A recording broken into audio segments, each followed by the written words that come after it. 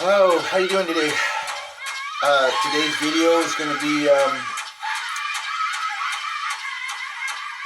why is Native American information overlooked or bypassed by the Sasquatch community? Right? Um, so that's what I'm going to be speaking about, and I'm going to break down the Sasquatch into four different groups of people, as far as uh, people that are work in the Sasquatch community. We're going to break you into four categories. Um, so the first category we're going to be is the first category we're going to call the researcher, number one category. And the researcher is looking and gathering information that they can find about the field of Sasquatch, and they bring in all the information and they put it back out. And it's usually information that's um, uh, older information or whatever they can find. Then you got the second the second column that we call, I'm going to call the second column the chance encounters. People that have a chance encounter, maybe one, two, maybe three times. Maybe three times they get to see a Sasquatch being cross a trail, run across a road. Maybe in their lifetime, one or two times, we get a chance encounter to actually get a visual on one. So I'm going to call it the chance encounter people. And then I'm going to call the third column of people habituators. People that are living with them, people that coexist with them, like your neighbor, like you have your neighbor. And out in the country, neighbors are a lot farther apart. So you may not see your neighbor for a month or two. And then when you do see your neighbor from a distance, you kind of give them a wave. And that's how habituation is in this column 3, is that these people are not necessarily having chance encounters, but in some cases they are exchanging food with them, like you would a neighbor. Then they watch over your house, and you watch over their house or their area, their forest, and they watch over your farm. So that's habitation. It's sometimes there can be a vocalization or communication in that habitation, but mostly, for the most part, it's just kind of like a neighborly habitation out there in the country, like where you see your neighbors and you pass by and you wave at them, but you don't go to their house, you don't spend time with them on the weekends, you don't do any of that stuff. They're just the neighbors, and you wave at them down the street. So that's that habitation. It's you're with them, and these habituators in the third column know all about them. They know they have families. They know what time they come. They know what time of the year they migrate to different areas, or if they do migrate at all. So in the third column, you start getting to a really interesting group of people that really have a lot of knowledge beyond what your chance encounter is, your type 2 person, right? They have very little knowledge. What your type 2 person as is with their chance encounters. They express their 1 or 2 time chance encounters, and what they do for the field is they validate for other people, like in other areas in different states, that what they ran into was the same thing, because it threw rocks, but it didn't hit you with the rocks. It threw the rocks to the side of you, got your attention. It yelled at you. It growled at you. Um, so when this person and this encounter speak about their encounter, it helps to validate the whole system. For the chance encounters, for the habituators, and for those in the type 4 column we're talking about. So the type 2 people do a lot for the Sasquatch community, as far as sharing their chance encounters, and letting people realize throughout the globe that, look, these encounters are almost identical. So we all know we're dealing with a creature that's almost identical. Of course, there's variations to it depending on climate, location. There's always variances, just like human beings. We get larger away from the equator and smaller as we get closer. So they're the same thing. There's all those types of variances in genes and with nature. So throughout the globe. We have Sasquatch that basically act the same, but different appearances, just like human beings. We have different appearances throughout the globe. But as an all, we are pretty much act the same. It doesn't matter, we all have anger and jealousy and hatred and shame, and we all have those same emotions throughout the globe. Even though we may look very different, we all carry that same feeling. So they're very much the same like that. So the type 2 people telling us about their one-time chance encounter where they it came up and it stole a fish from them, and then it said a couple of weird words and ran off into the forest. And then another person on another 10 states away will say the same thing. You know what? That's exactly what I went through. So those type 2 people are great for validating the Sasquatch community. But then, like I said, we get into the habituators, the type 3 column. Those people go way beyond just validating. Those people actually know that they are families. Some of them will actually know the duration of lifetimes, because their grandparents um, um, watched the small Sasquatch grow up to adults and then grow old, right? And so, these grandparents have told their grandkids about the Sasquatch that lived on the farm, for 100 years already. They've known about them through generations. So you've got generations of families that are very comfortable with them on their farm, and then you've got these habituators that know so much about them, right? But like I said, it's generally like your neighbors. Like, a lot about your neighbor. You can know, they're a human being. They live in that house right over there. They have 2 dogs. They have a son and a daughter, 2 daughters. Um, so a little bit about your neighbors. So that's basically what habituators know about the Sasquatch neighbors. They live with them and they can tell you about those things. So now we get into the final column, the type 4 column. And this is the column that I believe is most avoided by the type 1 and the type 2 columns. So we'll get back to type 2 column. So you get into encounters, people that had 1 encounter, 2 encounters. So these are the people that end up having shows. They have a podcast. They have some kind of show, and they show up at Bigfoot conventions, and they have a booth, and they talk about Bigfoot, about their 2 encounters that they have, and then relay other hundreds of stories that other people have told them about their encounters, and they give you all that information. And so what happens is that gives those people a great power, to have all that information and have this. And what happens is it's people, they fall. People are human beings, and that can easily that power and that people wanting to put you in the spotlight and speak to you all the time can put people in a place that they start becoming grandiose and egotistical, and their head swells up, right? And it's not really their fault. I mean, because they are living in a reality that is different than everybody else.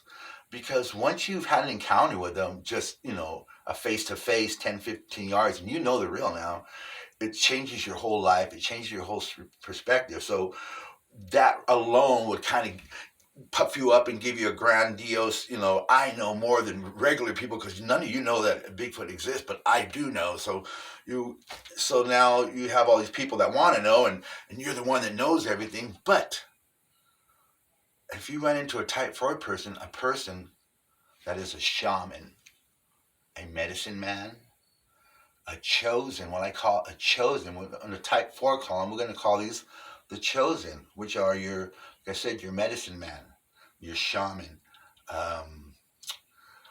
These people here, they work and train directly with the Sasquatch people, with the star people, ETs, extraterrestrials, right? These people are the most knowledgeable.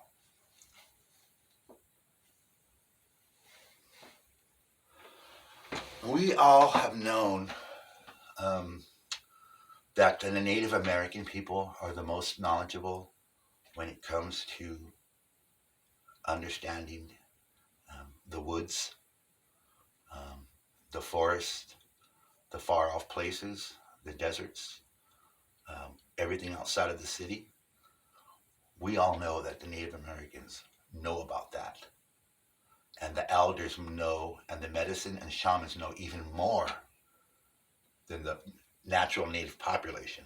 The native population knows a lot, but they at least respect that elders and the shaman and the medicine man in their community. They know, they work directly with them.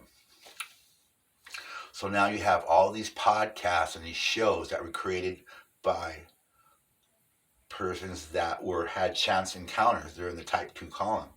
And they've gone grandiose and they're very egotistical, and they say things like, we know there's nobody that has a Sasquatch in their garage, and they don't know, there's nobody that knows everything about them. And they say things like this, and it's very egotistical, because what it is if there does somebody that knows way more than that does know all those things, that would take the spotlight off those people. And that's threatening. So you're threatening. So somebody that knows way more is felt as a threat. Now the other part is, why aren't Native American shaman and medicine man sought out? Why don't these great podcasts and these shows and these researchers go speak to them? Well, because there's a certain part of shame that still hangs over America, as far as the disrespect towards the Native American culture and the Native Americans as a whole. So it's very difficult for somebody who knows that their ancestors did bad things. And that carries, believe it or not, heritage carries. They say, like, do we as human beings carry the bad things of our relatives, of our past? Yeah, we do. We carry them we carry them in the characters of the people that they left behind. So as each father creates a son and a daughter, his character and the abuses and traumas that he suffers passed down through his anger and his inabilities to control what was passed from him. You get to some men like me that won't allow the past traumas of heritage get past it. I won't give it to my children. That I will try my best to stop that. So as human beings, we all want to be the best person, and in looking and asking a Native American to come out and speak, it's kind of we feel it's disrespectful in a way, and maybe it kind of is, right?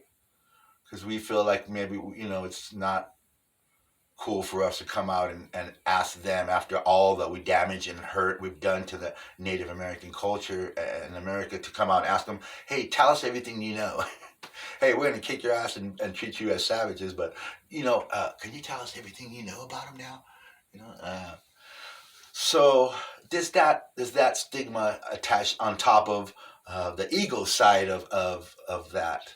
So you've got a little bit of guilt, from heritage, and then you've got the ego of some of these people that are some of the top podcasters on the Sasquatch community, and some of the top speakers in the Sasquatch community. They have the limelight, and they don't want nobody else, or they're not going to bring anybody else into it that knows more.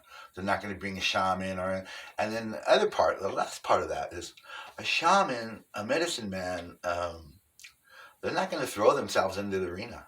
You're going to have to come and grab us. You're very lucky that I, as an urban shaman, Native American, I'm at a place where I don't have any problem speaking openly. I've pretty much had to dealt with the most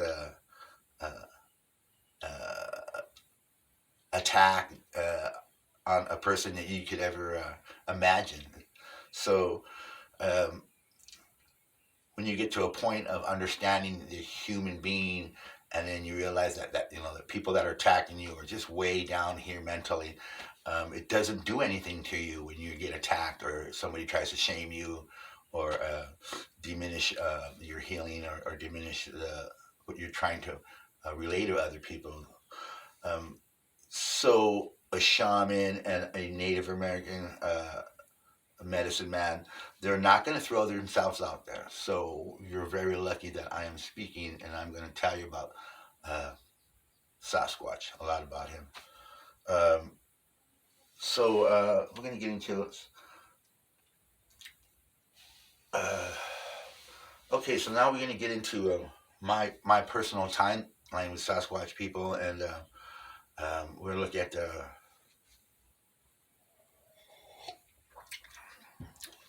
so I was born in '65, and then we had Patterson Gimlin just after my birthday in '65. And my first face-to-face encounter was in '69 at age 4, 4.5. So about the same time I had my first encounter, I saw In Search of with the Patterson Gimlin film on it. So about age 4, age 5, I had saw the Patterson Gimlin film. I said, oh, okay, that's interesting. Yeah, I seen those things in the forest. Um, so 71, 72, 73, 74, 75, 76, 77, 78. I spent like 8 years straight high in the high Sierras for 2 weeks each summer. And during those 2 weeks, I would run into the same group of Sasquatch. Um, and these Sasquatch, after the third year, they took me in. I had a very strange life. I don't know what my parents were thinking, letting a 6-year-old high in the Sierras where there were bear everywhere. I mean, virtually bear everywhere. I would just go off by myself as a 6-year-old. 100, 200, 300, a quarter mile, half a mile from the campground, any other people. And while I did this through those 9 years, I just ran into Sasquatch after Sasquatch. Pretty soon, I was trading with them. Pretty soon, they were trying to speak to me in English.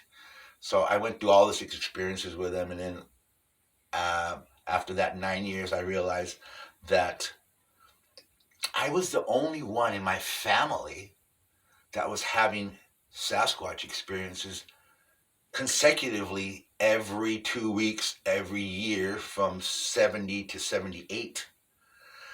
I was having, and it got more intense. Each year, by the time I was 78, they're just walking out in front of me, waving at me, saying hello, speaking to me. It was ridiculous.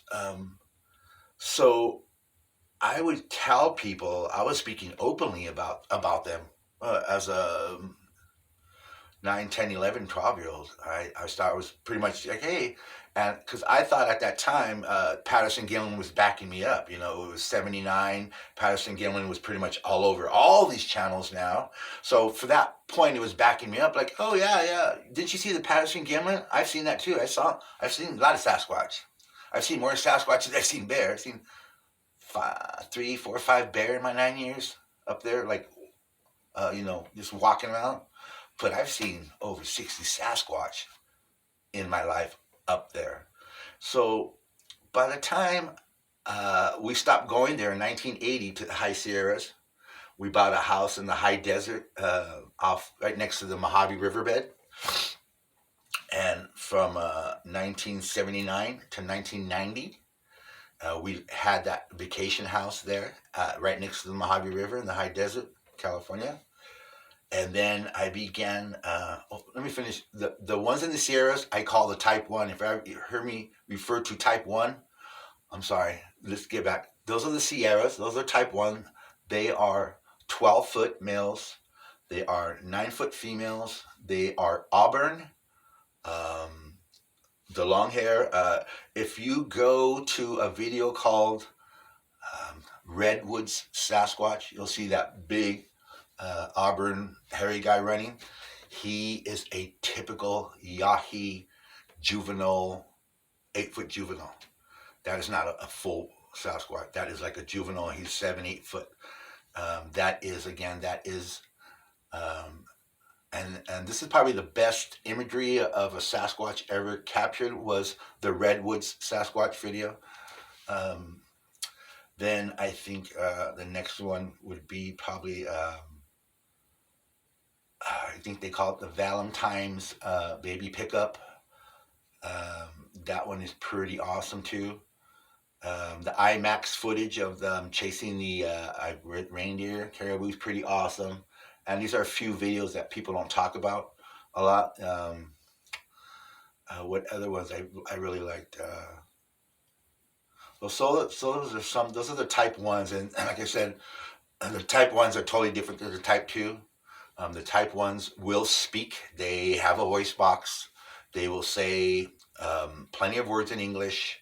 Like I said, all the elders that I ran into up there can speak hello, a friend, brother. They all said that, and I realized at that campground where I was running into them, I wasn't the only one because there were other people that I knew. They had the grin on their face, and I knew that they were also having encounters off just. You could be in the campground with 150 people and walk 35 yards into the pine trees and have a conversation with a Sasquatch while you can still hear everybody in the campground talking. You didn't have to go that far. So I knew that there are other people in the campground having contact. I wasn't the other one. But I know that by the time you meet the type 2, and this is in the Mojave Riverbed in California. From 1979, we bought that vacation home until 1990, and I'd ride my dirt bike in that Mojave Riverbed, and I'd play in the Mojave Riverbed. So the longest Sasquatch encounter I ever had was in the Mojave Riverbed with a type 2. And type 2s are very different than the type 1. The type 2, as I call them, are usually black and brown. They are wide variety. Let me explain to you. The type 1s are usually very one structure. Big burly, bodybuilder, V shape. But they come not only out in the red, but I've seen them in the blonde, like the dirty blonde and brown. But I've never seen the type 2 in dirty brown or blonde or red. They've always been black or brown. Okay, now their body structure varies totally. The type 1s all have the same big body structure. They all will speak. They all will interact with humans, and they come out night and day in the big forest, in the timber forest. Now they chase the type 1s down below the forest. When you get out of the timberline and you start getting into the foothills, chaparral, the big ones chase the type 2s into that area. So the type 2s can either be above the timberline above the timberline area, so like 9,000 feet, 13,000 feet, you'll have the black ones, and then in the thick timberlines, you'll only have type 1s. They're the dominant. Below the timberline in the chaparral foothills, you'll have type 2 again. So the type 2s are smaller. They're going to be 9-foot males, 7-foot females. They're going to be blackish, brownish. Okay, now their body types all differ.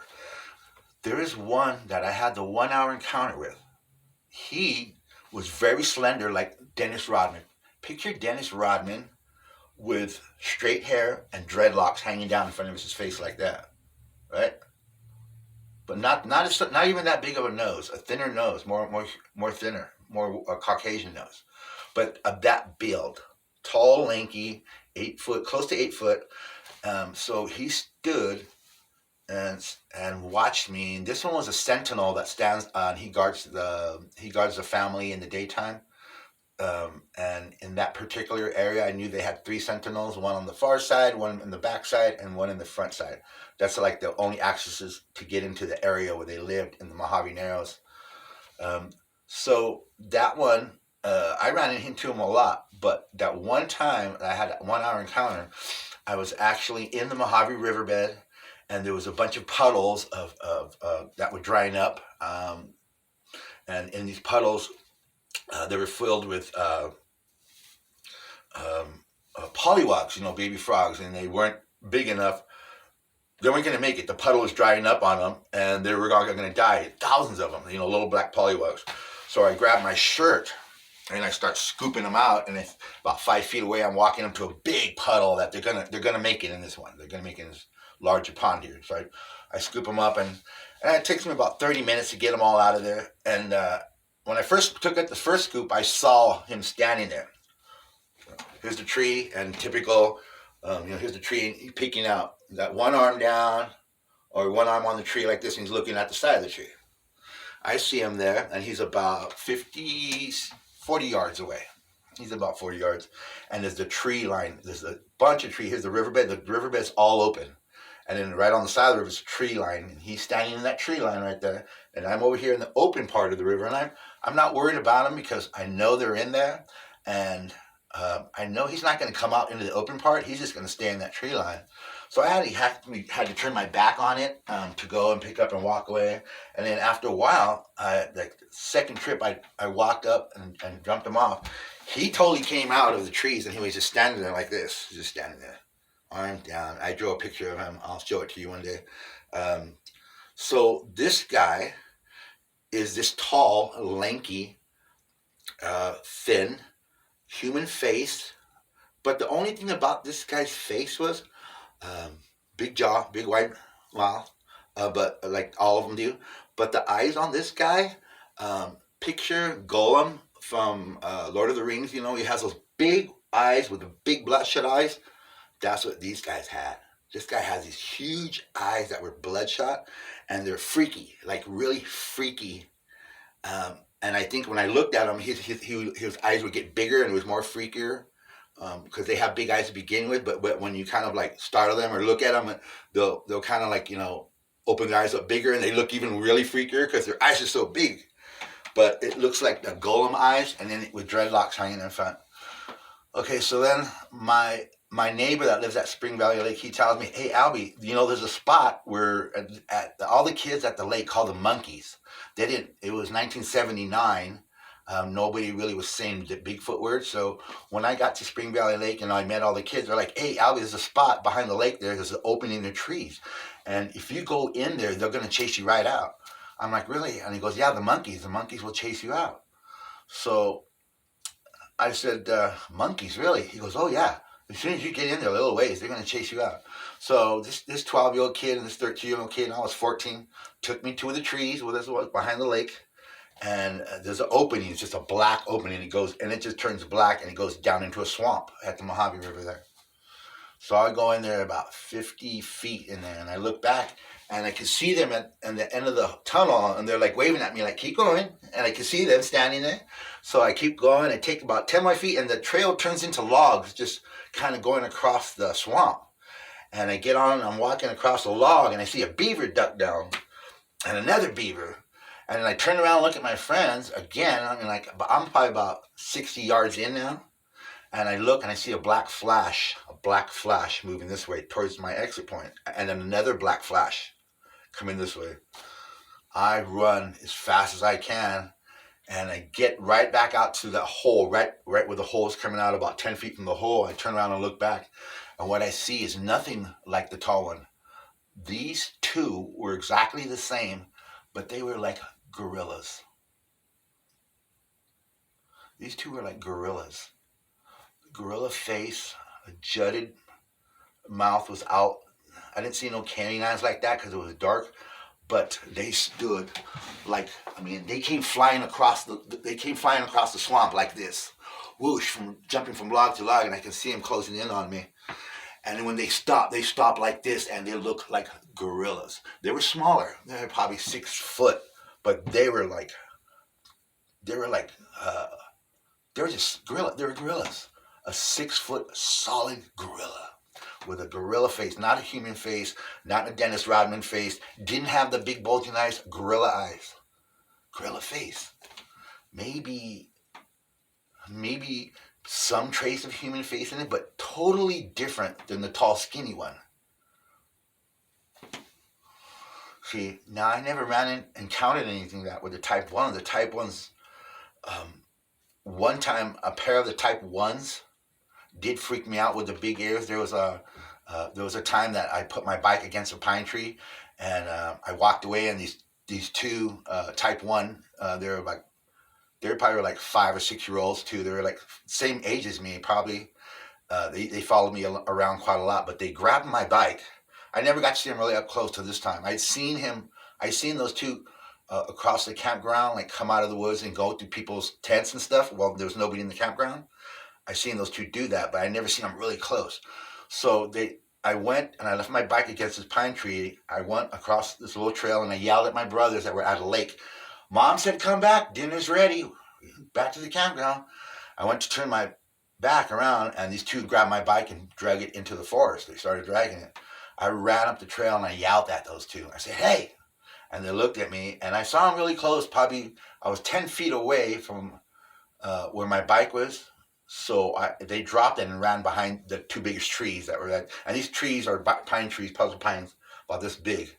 And then the canopy is like ferns, like giant ferns, like this big. And then once you get off the road, it's nothing but 1,000-year-old trees that are falling. You can't go through it. It's just like trees that are falling everywhere. So, but they drug my bike in there till it hit a tree, and then they hid behind the trees. So I ran in there and grabbed my bike out, and then the first one that looked around at the corner, he had those great big saucer bloodshot golem eyes, and he was looking around like this, and he was looking at me and looking at his partner and looking at me and the bike and looking and but really fast, like freaky, like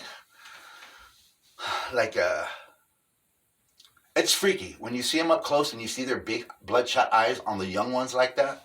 Uh, that's one thing that I always remember the most is that those big eyes and how they were twitching real fast, and it was freaky.